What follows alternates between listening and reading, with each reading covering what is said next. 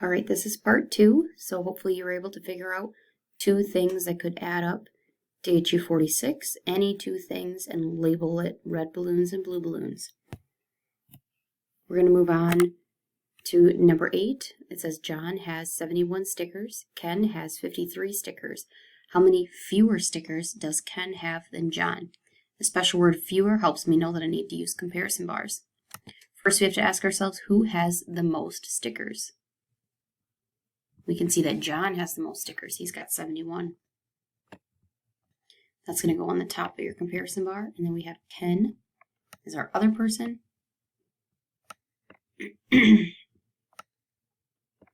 All right, and then let's see what we can fill in.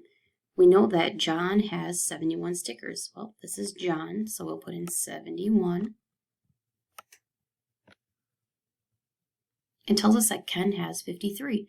The 53 is not next to the word more or fewer, so we're going to put it in this box next to the K. And we're looking for the difference between the two. So you can, excuse me, do 53 plus unknown gets 71, or you can do 71 minus 53 and find that answer. So to solve, you're going to have to ungroup the 7 and subtract. Please share the answer and the label. We're going to move on to number 9. So it says make a drawing and write an equation to solve. Zoe has 22 more colored pencils than Angelo. Angelo has 38 colored pencils. How many colored pencils does Zoe have? Okay. We're comparing here because it says more. So who's got the most? Looks like Angelo's got 38, but Zoe has 22 more than Angelo does. So Zoe has the most. Put that on the top. And Angelo. Okay.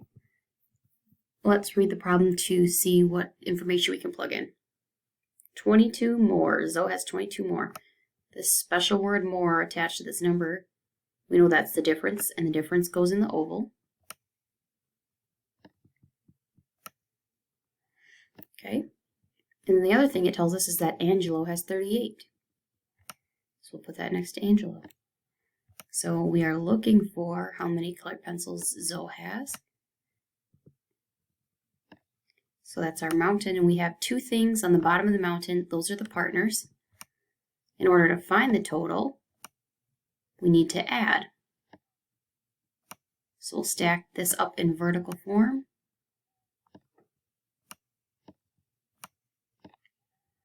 All right, I would like my friends to solve for this, please, and then put the label next to the answer. Moving on to number 10. It says Nima is matching spoons and forks. She finds 36 spoons and 50 forks. How many more spoons does Nima need to have the same number of spoons as forks? So we're comparing spoons and forks. We're going to find out what there is the most of. Spoons or forks, looks like there's the most forks.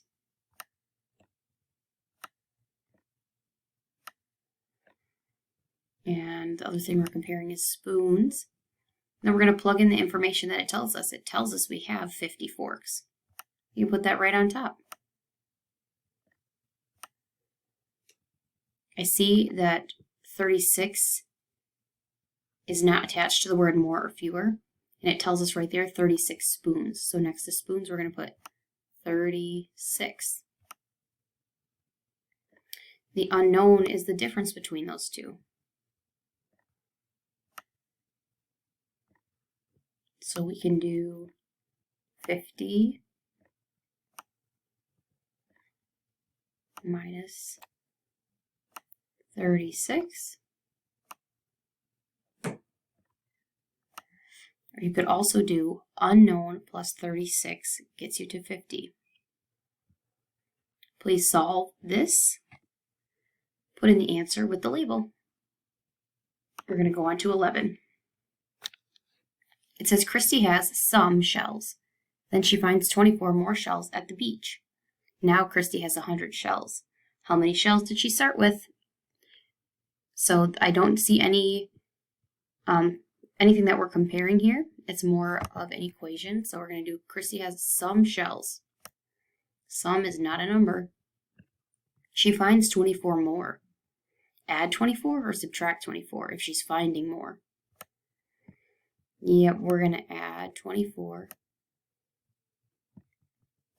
And then it tells that now she's got 100 equals 100.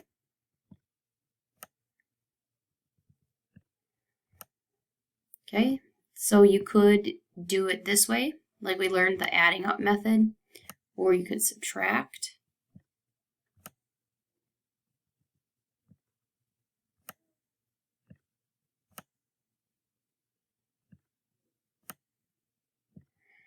I already see some zeros here, so I know that we're not going to be able to subtract anything from 0. So we're going to have to ungroup the hundreds. Go ahead and do that.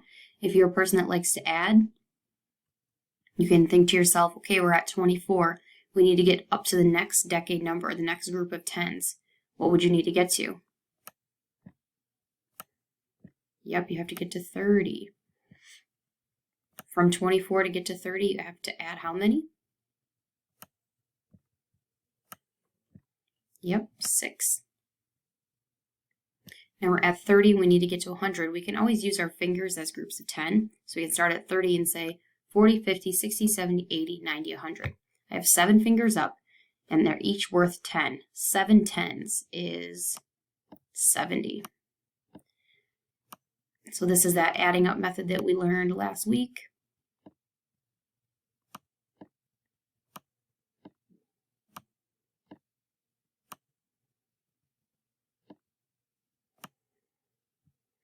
So then over here, this is the important part. We do 6 and 0 is 6. 7 and nothing is 7. 76 shells.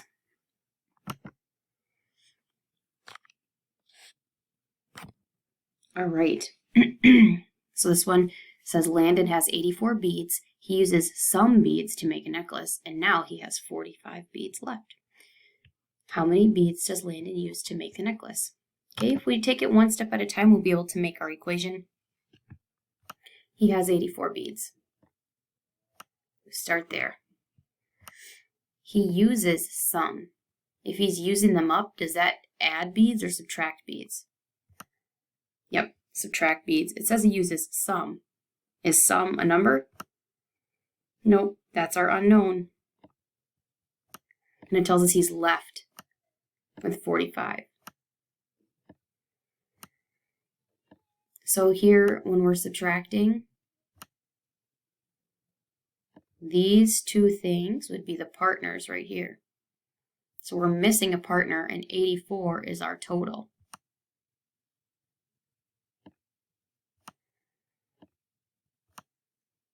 $45 is the partner we know.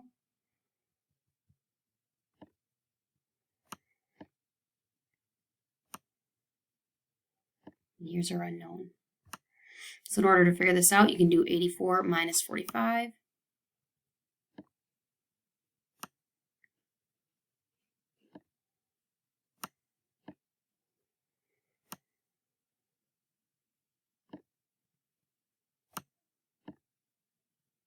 Again, you could also use the adding up method that we've been practicing. Most of my friends have been using subtraction though. So see if you can solve this. Put in the label and the answer. All right. I would like to see if you guys as a class can figure out what Puzzle Penguin did wrong and then use these comparison bars to help him solve the problem.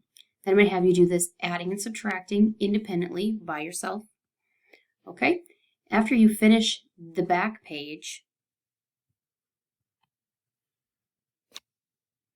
then if time allows, your teacher can pass out the homework and remembering. Looks like this. If you need help, you can ask an adult or a friend. Just pay very close attention to if it has those special words in it, if you should make a mountain or comparison bars, and if it's asking you to add or subtract. Pay attention to if it's asking you for the total or a partner.